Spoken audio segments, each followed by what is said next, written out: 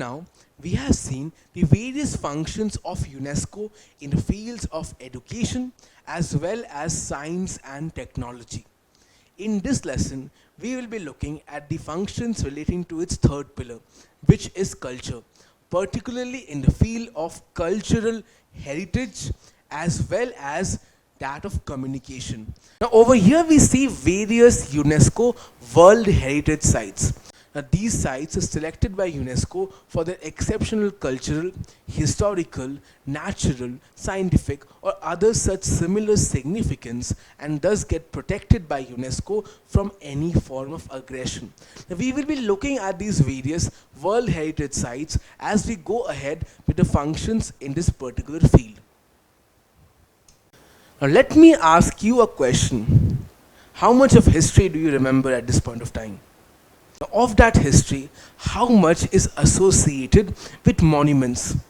Can you possibly study about ancient Egypt without studying about the pyramids? And can you know about the Mughals without seeing the Grand Taj Mahal? In fact, most of the history we study is associated with such monuments, which are the icons of culture. Now, some of us are lucky to have seen many of these monuments in person. But what is to happen if one day these monuments suddenly disappear? How will our next generations come to know about these periods of history? Now, we all have heard the saying that history is bound to be repeated by the ones who do not pay attention to it. And if these symbols or icons of history or even entire cultures disappear because we could not preserve it, then the next generation could not look back at the mistakes of the past and would not know how to avoid the various consequences. Therefore, not just for the sake of historical preservation, but to also preserve peace itself, such monuments and sites of World Heritage needs to be preserved. And this is what UNESCO does. UNESCO helps member states to preserve, restore and maintain great historical heritage structures and even cultural edifices. Cultural edifices include any element of culture, which can include dances, any form of food, even languages. This is what UNESCO wishes to preserve as World Heritage. And this it does primarily through the World Heritage Program, in which UNESCO maintains a list of various monuments and also similar sites of World Heritage which are selected for having exceptional cultural, scientific, natural, or even historical significance among other significances, and then they are provided with international protection by various treaties. Now every tourist understands the importance of a World Heritage Sites tag. This particular tag assures that this particular site is a must visit in any particular place. Therefore, we understand that the World Heritage tag brings to these sites much needed popularity and press coverage, along with funding for its conservation and preservation, and most importantly, also brings it protection from various forms of aggression and even wars. Can you answer this question? What is the program through which UNESCO preserves sites of cultural importance? Is it the Open Science Program, the World Heritage Program, the Biodiversity Program, or the Disarmament Program? The correct answer is the World Heritage Program. Now, what this World Heritage status brings to a particular site, more than even the popularity and the press coverage, is protection. But protection from what? You see, UNESCO ensures the preservation of the ancient monuments and even the prevention of damage to such structures at times of international disputes. Have you heard of a country called Syria? It's a country in the Middle East which is primarily known for an ongoing conflict.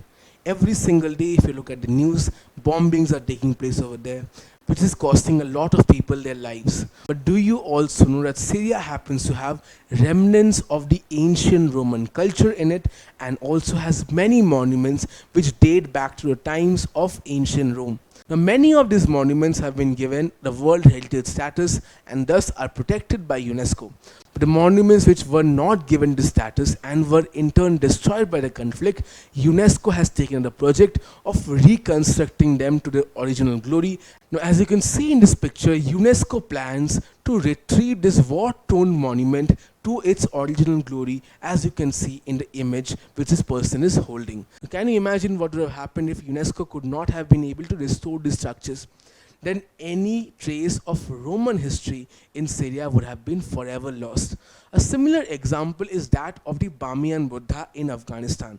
Now, when Afghanistan was under Taliban control, they destroyed the Bamiyan Buddha statues in Afghanistan to prove a point that the only culture which is predominant in Afghanistan is that of Islam.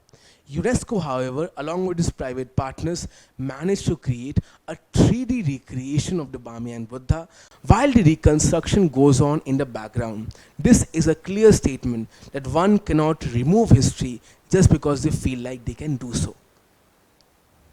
Now, UNESCO also protects sites of natural importance. This is because heritage is not just restricted to man-made monuments. Even forests and mountains can be a part of our heritage. And if we lose out these natural important sites, we will also be stripped of our heritage. So in that way, UNESCO's protection of heritage also extends to sites of natural importance such as forests and bioreserves, and UNESCO also provides the status of World Heritage Sites to many such similar sites of natural importance. Now let us look at two such examples which is in India itself. One is the Kaziranga National Park, which, as I mentioned, is a World Heritage Site and is located in Assam, and the other is the mangrove forest of Sundarbans, which is also a World Heritage Site and is located in West Bengal. Do you remember the period of Renaissance? Can you remember exactly how Renaissance came into being? It is because the ideas of the East and the West came across each other, which led to an interaction, and which in turn led to Eastern concepts and ideas flowing into the West or Europe, which led to a rebirth of thinking. So we can understand that interaction plays a very important role when it comes to culture, especially a culture which is for the preservation of peace. And that is why UNESCO encourages cultural exchange of poets, scholars, and artists by providing such individuals with travel grants. In fact, UNESCO also heavily invests in cultural diversity and also intercultural dialogue. Over here we see a UNESCO recognized World Heritage dance form which is called Chou, and it's from West Bengal in India. Now, how many number of times is it that you have heard the word art and culture together? Quite a few number of times, right? This is because art encourages, facilitates and promotes culture. And art is especially important because culture cannot simply be achieved, it needs to constantly be developed. Now, art can be of various forms. It could include literature, fine arts, and can even include cinema and photography. And UNESCO thus encourages such artists and their creations in a way where their creative expressions can be made available to the outside world. Now, how many people do you think can read the cuneiform script of ancient Mesopotamia? Not many people, right? But then how can they get access to the various lessons which we can get from the text of ancient Mesopotamia? Therefore, we understand that in order to be close to our culture and also get the lessons from the past, we need to be able to access the source material. But for that to happen, we need to be able to read them. And that is why UNESCO supports the translation of rare manuscripts into existing languages. In fact, language itself is a very integral part of culture. In the current day and age we live in, people are trying to push for global languages such as French and English. Now, while these languages have their own benefits, people are often rejecting or neglecting their own indigenous languages and also the mother tongue in favor of these global languages. Now, this is leading to an endangerment of their own indigenous languages. Once a language disappears, so does the culture surrounding it. That is why UNESCO also takes up the task of preserving such endangered languages and also promotes to every single person that they should be in touch with their mother tongue. Now, UNESCO also has ample functions in the field of communication. Good communication is based on an infrastructure, which is a system where free flow and better balanced dissemination of information takes place.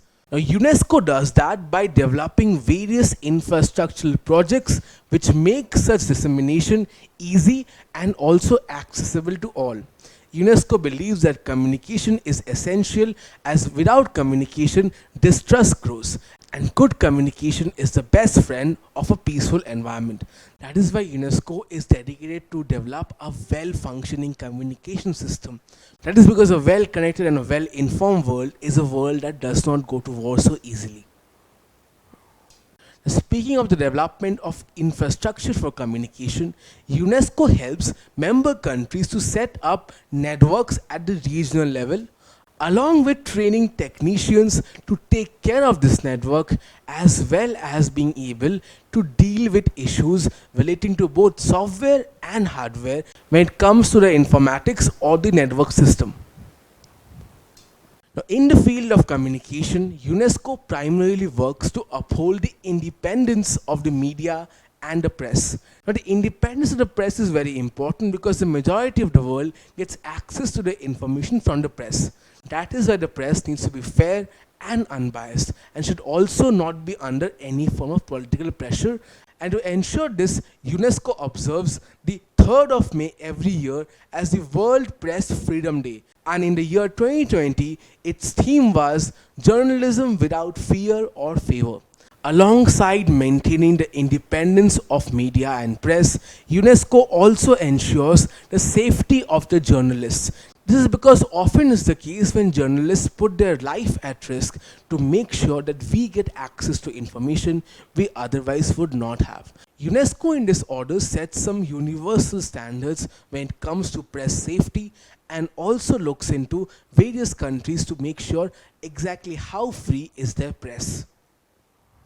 Now, communication is not just about building an infrastructure or about informatics. Communication also involves creative expression, and UNESCO primarily does this through the form of films. Now, UNESCO uses films and documentaries to encourage cultural development in various countries. Now, these films can be developed by UNESCO or by independent creators who are supported by UNESCO. Now, over here we see a collaboration project between UNESCO and the popular streaming platform Netflix, which is urging independent creators to come forward and share the stories that they were told when they were young and then get a chance to be featured on Netflix. This is a program to encourage cultural development. Now, why is that the case? Because the stories that we were told when we were young, especially by our grandparents, form a very important aspect of cultural history. They are known as oral history, and they often are folk tales which have a lot of cultural connotations. If these stories are not retold, they very well might be lost, leading to the loss of culture as well. And that is why this program is encouraging cultural development. UNESCO also sends various cultural missions of its own to different countries to promote peace and prosperity. Over here we see one such mission, which is #Unite for Heritage. Now, this is a program of UNESCO which urges member countries to come together and then protect various historical monuments, especially the ones which are in conflict zones and are at risk of being destroyed. Now, we can understand how UNESCO's function in the field of cultural heritage and that in communication blends so seamlessly. In this lesson, we saw the various cultural functions of UNESCO. That brings us to an end of the discussion on the various major agencies of the United Nations. In this particular chapter, we were able to have a very detailed understanding of three specialized agencies of United Nations, which was WHO, UNICEF, and UNESCO. We saw their formation, structure, aims, as well as functions, and we realized how these specialized agencies play a very important role of executing the socio-economic goals of the United Nations. Don't forget to subscribe to our channel and hit the bell icon.